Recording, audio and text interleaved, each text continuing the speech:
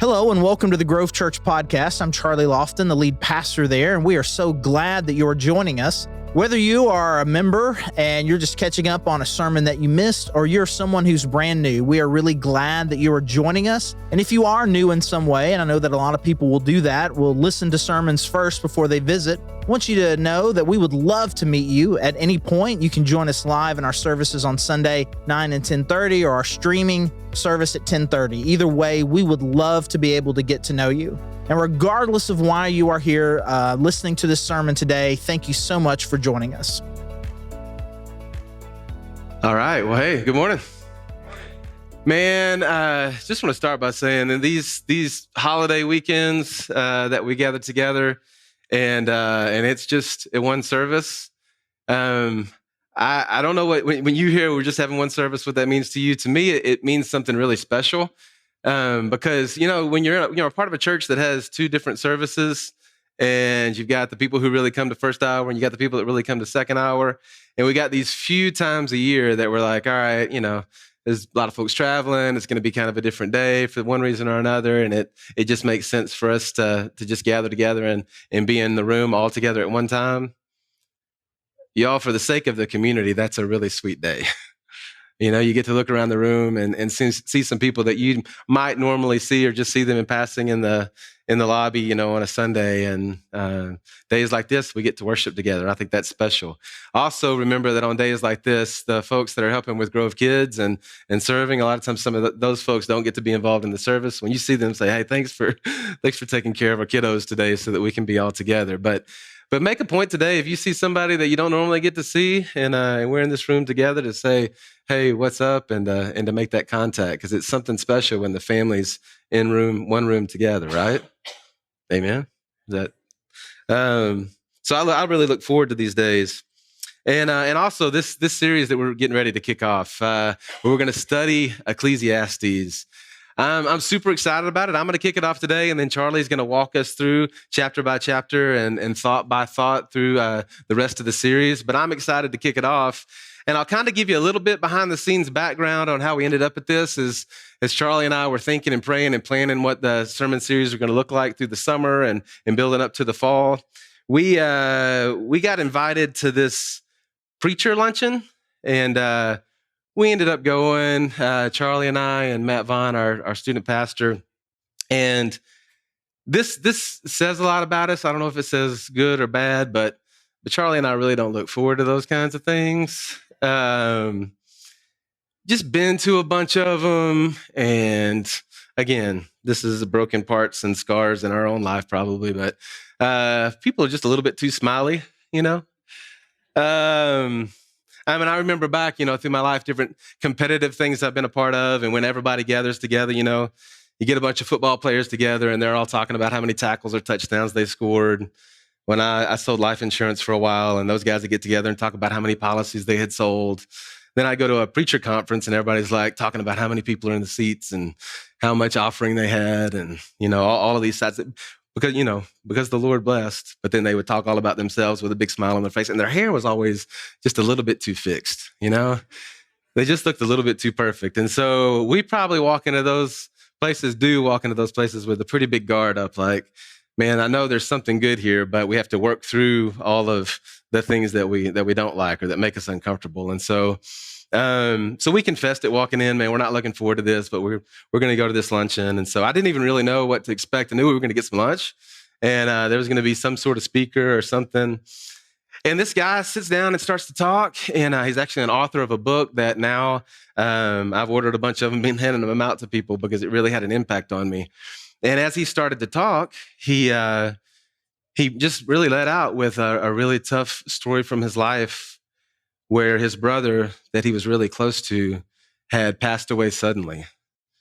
And that grief just had shook him and had wrecked him and almost wrecked his marriage and a lot of his relationships. And as he had begun to try to work through that through the years, God had really brought him back to the book of Ecclesiastes, and just to see it in more clarity, what's being communicated in these pages, and the idea that everything is meaningless was life-giving to him. So I know that sounds crazy, and I hope as we work through this book, that's going to make a lot more sense to you. But I noticed as I was sitting there again, I walked into this room, this lunch, with my mind and heart, ears closed. I'm not really excited to be there, thinking about the thing I had after lunch and trying to get there as quick as I could. And then the minute that this guy began to say that he was speaking from a place, he had found life and answers to a place of an experience that he had actually walked through. If you know much about my story, I lost a friend that was really close to me, and so I immediately resonated with what he was feeling and where he was, and I've noticed that the minute that he said that he had experienced similar loss, my ears perked up, and he had me the rest of the time. And I've seen this just the older that I get. There's people who talk a lot of stuff and say they're experts on a lot of things. And I've kind of gotten to the point that you don't talk to me as if you're an expert unless you have experienced it. People who write books about raising kids that haven't seen a kid all the way out of the house, don't write a book about raising kids. You don't know what you're talking about. People who write books about marriage that aren't married. People who write books about being single who aren't single, right? If you're not in that place where you're experiencing those things, you are not the expert to talk about it. You just don't get the right, at least in my book. Now, you may feel differently, but I give you my ear if I know that you've experienced it and walked through the thing that I'm experiencing and walking through, or the thing I'm about to experience and walk through. I listen to you. Who do you listen to? And why do you listen to them? There's a lot of voices out there right now, probably more than ever, right? I've thought a lot about it with my teenagers because, growing up, basically I had my parents, the folks that we were connected to at church, my coaches. There was a pretty small circle that was able to speak into my life. There was a local newspaper, the Queen Bee. Total side note, but Terry and I, so we were in this journalism class together. That's kind of where we started. She started passing notes to me. She asked me out on a date that way, but we got to know each other in journalism class, and journalism class took a little trip to the Queen Bee to see how the paper was printed. And I didn't hear anything because I was just looking at that girl the whole time. And so when I asked her to marry me, I asked her at the Queen Bee. I got the keys to the place.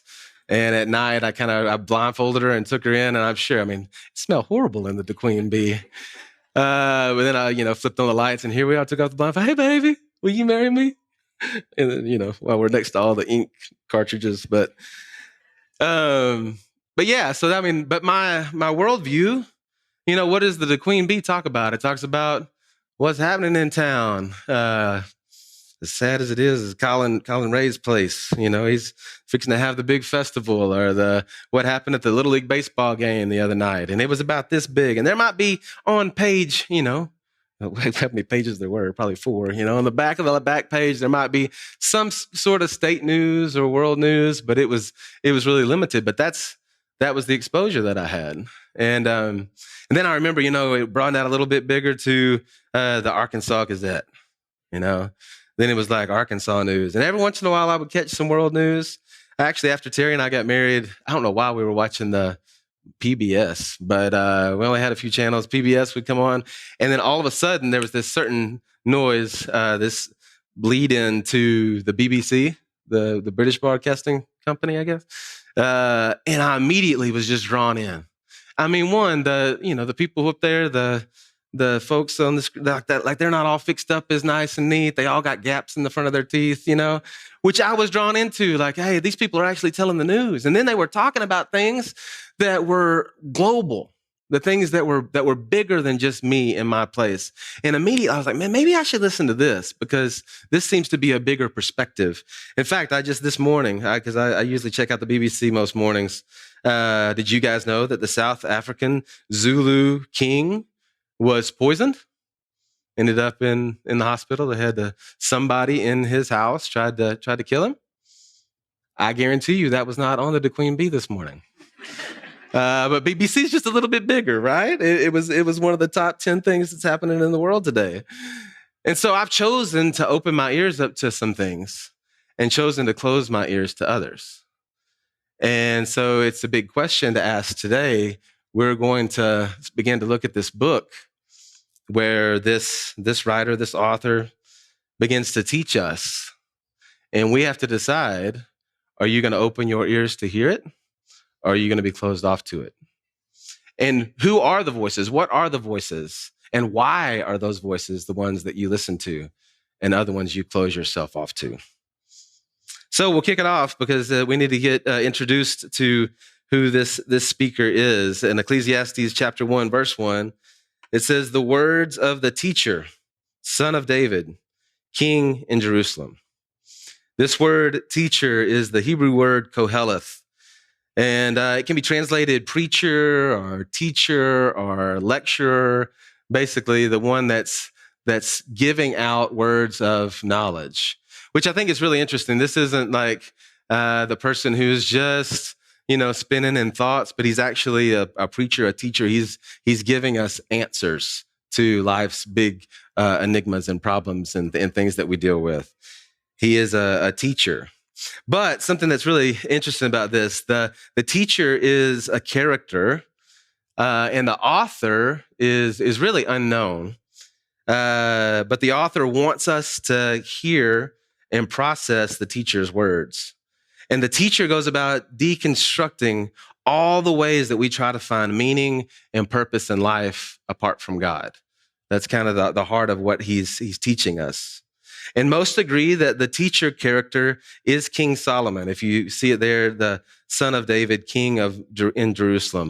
And there's a lot of other things that come as you walk through the book that you're, oh yeah, this character is Solomon. And most also agree that the author that's talking about the words of the teacher is also Solomon. And it either is Solomon, even though it's kind of an unknown, but it either is or it's somebody who knows way too much about Solomon, who read all of his journals, hung out with him, had a PhD in Solomon's life because he's way too close to him. And I'm of the mind that Solomon is both the character in the story, the teacher, and also the one writing the story. But you got to admit, I mean, anybody who talks third person is kind of weird. If I say, Mark was talking today and he said this, and, Mark went to in fact, we got one friend that anytime somebody talks third person, she goes, stop, that's just weird, stop. But you got to admit, in this book, it's brilliant. It's brilliant the way that he does this. He talks about the teacher. And one of the verses, this is just an example from chapter 1, verse 12. It says, I, the teacher, was king in Jerusalem. So I just get this picture that he's both the author and this character, the teacher. So let's talk about Solomon for a second. And most of what we know about him, if we go to 1 Kings, you can find out a lot. I'd encourage you to go back and check these things out. But basically, short story, what happened, the Lord appeared to Solomon in a dream and said, ask what I shall give you. Now imagine being asked that of the Lord. Like, what do you want? And Solomon says, give your servant an understanding mind to govern your people, that I may discern between good and evil. And it pleased the Lord that this is what Solomon asked for. And so chapter 3, verse 12 of 1 Kings says this, the Lord speaking, I will do what you have asked. I will give you a wise and discerning heart, so that there will never have been anyone like you, nor will there ever be. Moreover, I give you what you have not asked for, both wealth and honor, so that in your lifetime you will have no equal among kings. So God says, all right, I'll give you wisdom. Then I'm going to up that. I'm going to give you this wealth and this power and this influence. And so of all people, again, I'm building a case here for us to say that this Solomon guy has the right to be the teacher and the one that we should open our ears and listen to. What he has to say here is really powerful and valuable. And he goes about, like the first story, the first example of now Solomon has this incredible supernatural wisdom is a really interesting story that you might have heard before. So in the kingdom, there are these two prostitutes that have babies about the same time. And one of them rolls over in the night and suffocates her child. And so she takes her baby and she goes over and she switches the babies out. And when the other mama wakes up and the child is dead, and then she looks at it closely and she's like, this isn't my child. And she looks over and the other lady, she's like, oh, that's my baby. And that baby, and she's like, no, it's not. That one's your baby. And so this argument breaks out. So they bring it to Solomon to answer the problem. And they say, hey, she's saying that the living baby is hers, but I think it's mine. And they're arguing. And the first picture we get of Solomon's wisdom is he looks at it and he says, bring me a sword.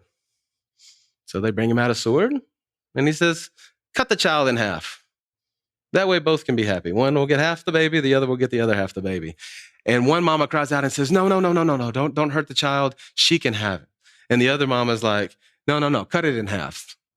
And Solomon immediately goes, the one who would rather the child live than have the child is the true mother. Give the baby there. And it says that everybody went, what? What is this wisdom? I know that's a crazy story, but it's a picture of he evidently just, man, these problems, these things would come. And he showed the incredible, I don't know what you would do in that spot. What would you do? How would you determine which mother was the true mother? It also tells the story of the Queen of Sheba, who was this powerful ruler of the southern kingdom, now Yemen and Ethiopia and Eritrea, that part of the world. And she made a journey with a huge entourage to check out this legend of Solomon, to see if it was really true. Was he really that wise? Was his kingdom really that great? Was his wealth really that amazing and big? And when the story's over, it says that she was breathless. So already, and I mean, this is a queen who, I mean, in her own right? She has a lot of possessions. She has a lot of things. She has a lot of power, a lot of influence. She comes to check out this King Solomon, and it says that it was so amazing to her that she was breathless. And she said, this is twice what I had been told that it was. It's that much bigger. It's 2x. What we know, some of the things that are thrown out about Solomon's wealth and wisdom and his might, 4,000 stalls of chariot horses. I know that doesn't mean a ton to us, but think about that for a second. The chariot horse, the horses that pulled 4,000 stalls of those horses. I did a little math, and I'm not a great mathematician, but I think it's saying that there were 50,000 pounds of gold each year, not counting, and it named off several other things that gold would find its way into the kingdom. But just as a given, 50,000 pounds of gold a year.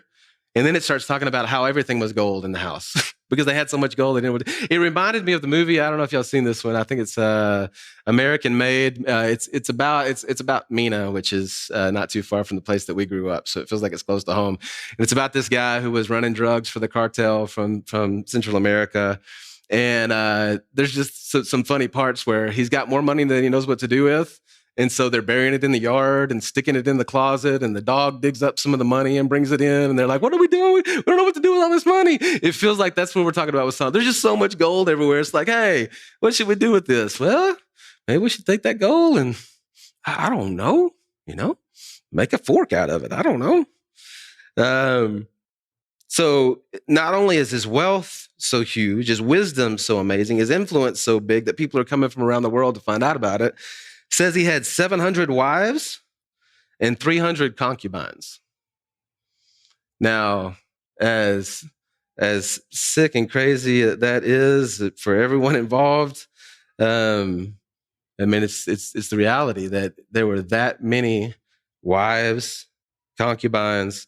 And one thing that I think is critical to understand about that, most of those probably came from alliances that he was making with different world powers, right? Different deals that he was making, So in his household, there were people from all over the world and this bigger global perspective because of the influence and the relationships that he was building with all these different kingdoms.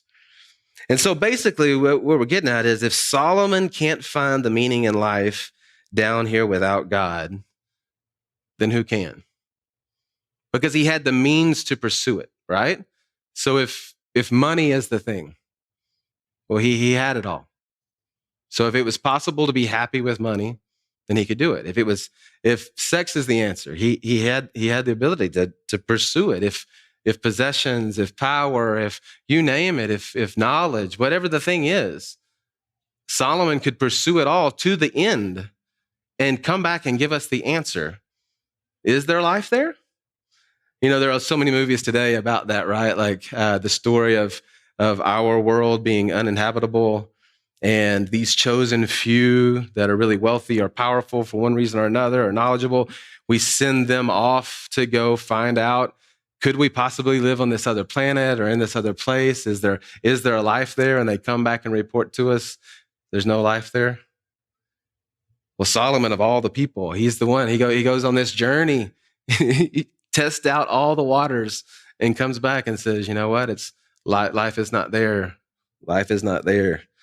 It can't be found any other place. No one will have the money or power or knowledge and be able to do that and come back and report to us. In fact, there's one line, chapter 2, verse 3. It's a good example. It says, I tried cheering myself with wine, embracing folly, my mind still guiding me with wisdom. And one of the commentators that I listened to, he said, basically, this can be interpreted that, he got drunk and took notes. Like in each one of these categories, he did it. He did whatever that thing is that promises life, and he took notes and made a thesis and came back and was like, hey, here you go. It's not there. It's not there. It's not there. And so verse 2, it says it this way, and this is the repeated thing all the way through Ecclesiastes. Meaningless, says the teacher. Utterly meaningless. Everything is meaningless. So be encouraged, Grove Church. That seems like a real Debbie Downer, right? Okay. And when this guy that we went to this preacher lunch says that brought life and encouragement to him, the understanding of that line, it's one of the reasons I walked out and said, maybe I've misunderstood Ecclesiastes in the past, because when I hear meaningless, says the teacher, utterly meaningless, everything is meaningless, I don't feel encouraged, right? That word meaningless is the Hebrew word hebel. And here's just some other words that you could translate this Hebrew word hebel to. It's a vapor, vanity, empty, fleeting, futile, a fraud, useless, worthless, unpredictable, like a vapor, like smoke that you can't get your hands on. And this word is used 38 times in the book of Ecclesiastes. It happens so often that when you read it, you're like, man, I think I got the point. It's just over and over and over and over.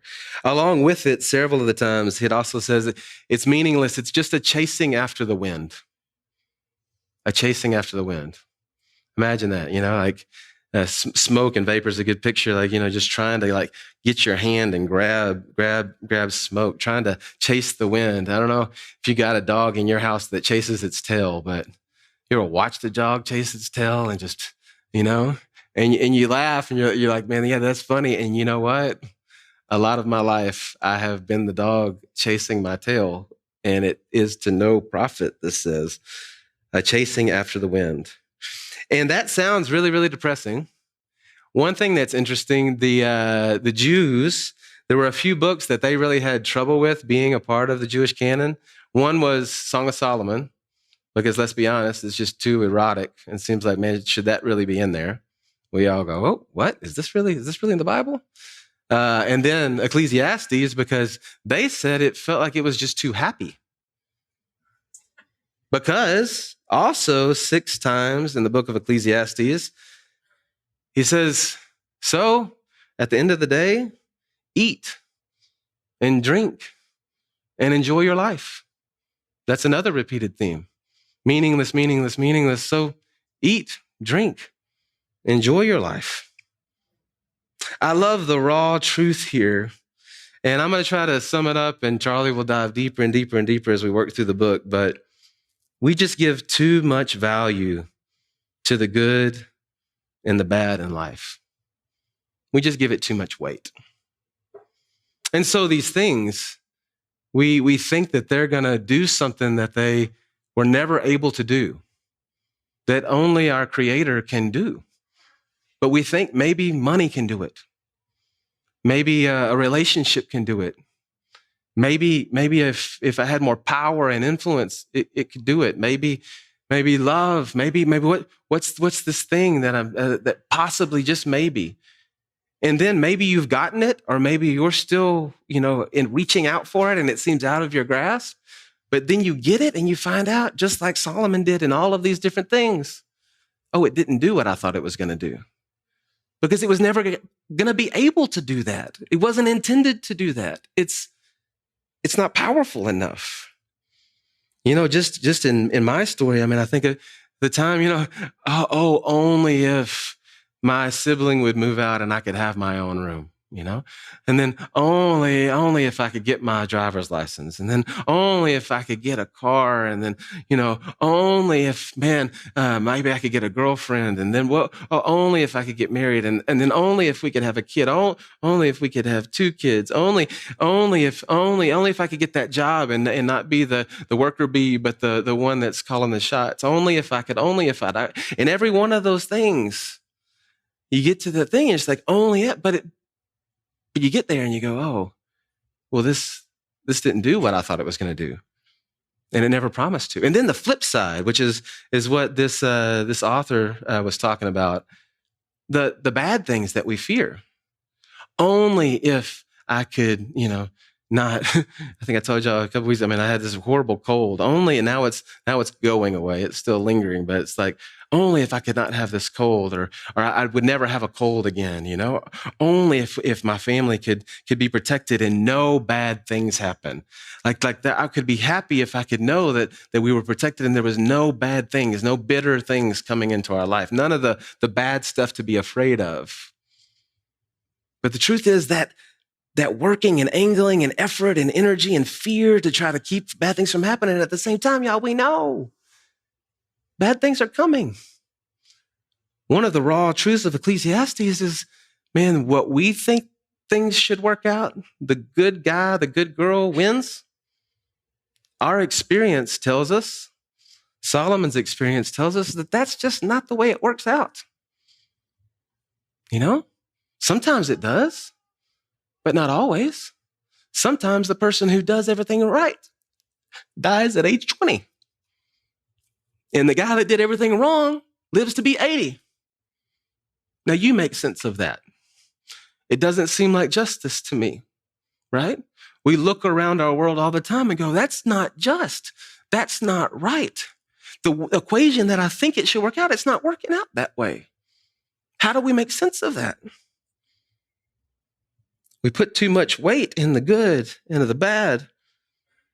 We act like the bad's surprising to us. When we talk about budgeting, we talk about this, like, that fund that you have for the day that the air conditioner goes out, that's not if the air conditioner is going to go out. That's when the air conditioner goes out, right? That part of your life that you're like, I hope the bad thing doesn't happen. That's not if the bad thing happens. You guys, tough things are going to happen. People you love are going to die. The thing that you don't, it's true. We can't protect all the things. And so it's chasing after the wind. All that effort and all that energy and all that fear is chasing after the wind. And look what he goes on to say, verse 3. What do people gain from all their labors at which they toil under the sun? That word gain is the Hebrew word yithron. What advantage? What profit do they get? It says several times, we come into the world with nothing and we leave the world with nothing. And all of that effort and toil and energy, what was profited? And it's interesting, this phrase, the toil under the sun. 29 different times in the book of Ecclesiastes, it uses this word under the sun. So as we study it, something that's really important to keep in mind is that this book is about life under the sun. The preacher, the teacher doesn't talk much, hardly at all, until the very end of the book about eternity and about the next life and that bigger picture. He's talking about life under the sun. here on this earth, a place that time is ticking, a place that we have a start and we have an end. And then he talks a lot about how we have this end, and then our place will remember us no more. The grass will grow over our graves. You know? How many of you guys know your grandparents' grandparents? Do you know their names? How many generations would you have to go back before you don't know your ancestors, right? And you move forward. How many of your kids' children's children, how many generations will it take before you are completely forgotten? These are harsh, true realities of life under the sun. And so we'll get to the end of the matter where we talk about this bigger picture of eternity and of this incredible God and how that fits into all of this. But if you look at life under the sun, be encouraged. There's a meaningless to it. And we are often guilty of giving these things too much value. The value and the worship and the attention that our God deserves, we give it to these pursuits.